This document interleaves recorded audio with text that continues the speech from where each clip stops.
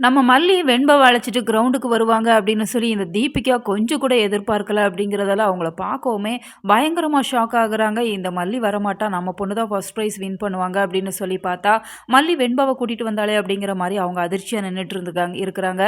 இருந்தாலுமே சரி ஓகே அவங்க வந்துட்டாங்க. அவங்கள எதிர்த்து நம்ம பொண்ணு ரன் ஆகட்டும் அப்படிங்கிற மாரி அவங்க நினைக்கிறதா இல்ல. அவங்களோட கிரிமினல் புத்திய காமிச்சிட்டு இருக்கிறாங்க. இப்ப வரைக்கும் அவங்க போலீஸா இல்ல கிரிமினலா அப்படிங்கிறதே தெரியல.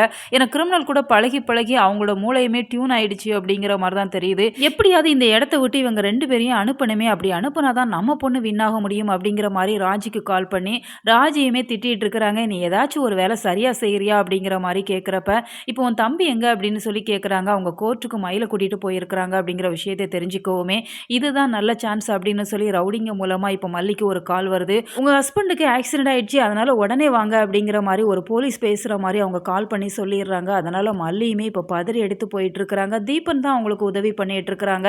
இந்த சூழ்நிலையில மல்லி ரொம்பவே அப்செட் ஆகியிருக்கிறாங்க. விஜய் ஏன் எனக்கு கால் பண்ணல, விஜய் ஏன் ஃபோன் அட்டன் பண்ணல அப்படிங்கிற மாதிரி தீபன் கிட்ட கேட்டுட்டே இருக்கிறாங்க. இப்பதான் தீபனுக்கு கோர்ட்ல இருந்து அவங்க ஃப்ரெண்டு கால் பண்ணி சொல்லிட்டு இருக்கிறாங்க, உங்க கிளைண்ட் இங்க வந்திருக்கிறாங்க அப்படிங்கிற மாதிரி சொல்றப்ப, எனக்கு நிறைய கிளைண்ட் இருக்கிறாங்க, நீங்க யாரை சொல்றீங்க அப்படின்னு சொல்றப்ப, அந்த போட்டோ எடுத்து அனுப்பி வைக்கிறாங்க. அதுல விஜய் மயில் 2 பேரும் இருக்கிறாங்க அப்படிங்கிறதால தீபனுக்கு நல்லாவே தெரிஞ்சு போயுது இது எல்லாமே தீபிகாவோட நாடகம் அப்படிங்கிறதால மல்லிகிட்ட நடந்த விஷயத்த சொல்றாங்க.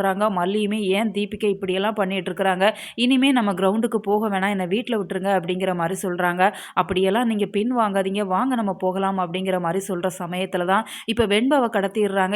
இதுவும் இந்த தீபிகாவோட வேலை தான், தன்னோட பொண்ணு வின் பண்ணணும் அப்படிங்கிறதால இப்ப வெண்பாவை கடத்தி இருக்கிறாங்க. பார்க்கறதுக்கே கஷ்டமா இருக்கு. உங்களோட கருத்துக்களை மறக்காம கமெண்ட்ல சொல்லுங்க. மேலும் இது போன்ற வீடியோக்களுக்கு நம்ம சேனலை சப்ஸ்கிரைப் பண்ணுங்க.